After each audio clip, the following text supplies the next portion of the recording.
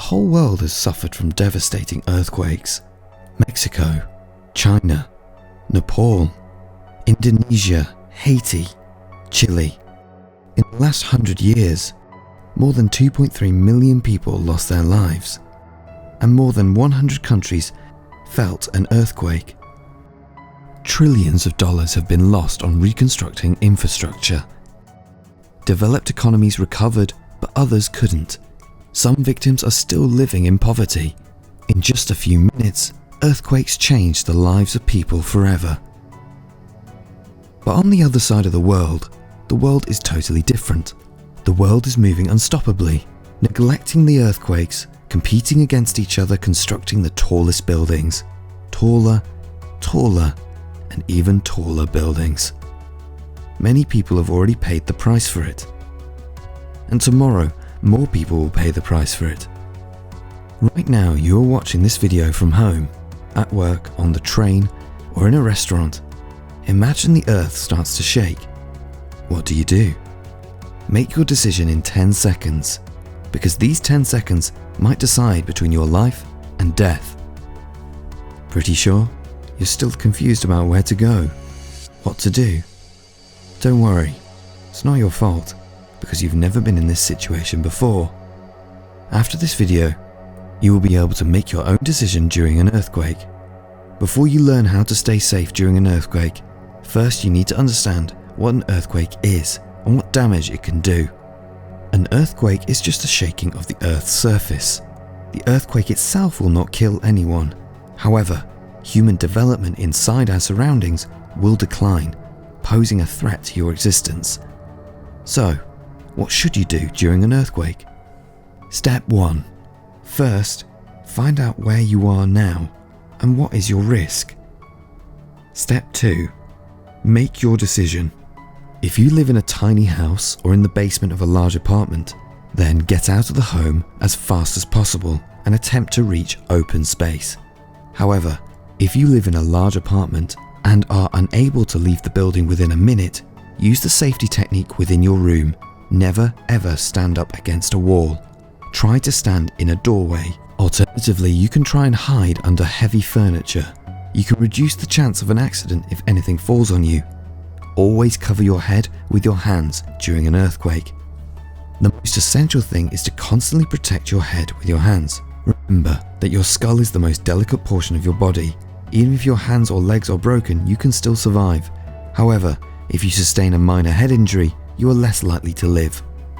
As a result, if there is an earthquake, you should always protect your head. Also, never use an elevator or lift. Stay away from the windows or balconies. However, if you are outside the building, look for open space. Just make sure there aren't any power lines or trees around.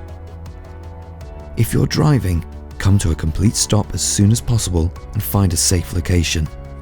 If you live near a beach, then attempt to go as far away from the water as possible, because a tsunami is more likely to occur following an earthquake. Step 3. Calm down. During an earthquake, many people are terrified and die as a result of a heart attack. Take a deep breath and try to calm down. If you observe someone who is confused during an earthquake, attempt to speak to them and advise them on what to do. Step 4. The earthquake stopped, and you were able to save your life, but the story isn't done yet. Inform the emergency services about the earthquake. Attempt to help people in the aftermath of the earthquake. Some people may be in trouble and in dire need of your help. Try to assist them while taking safety precautions yourself. Don't try to help others in a dangerous way. Instead, contact an ambulance, police, or fire department. Then, in accordance with the government's health order, proceed as directed. These are the measures you must take during an earthquake. However, one question remains unsolved. Are we truly thinking about the earthquake, or are we ignoring it? Earthquakes have struck almost every country on the planet and in every area of the world. Is your building, however, earthquake resistant? How secure is your workplace structure? Is your government taking major measures to develop earthquake-resistant houses and buildings as Japan has? Is earthquake education taught at your secondary school?